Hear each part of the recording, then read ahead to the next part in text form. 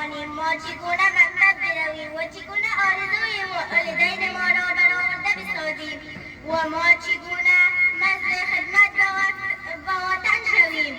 ما امنیت میخواهیم، ما امنیت میخواهیم، ما امنیت میخواهیم. ما آزادی عبدالرؤوف جان را میخواهیم.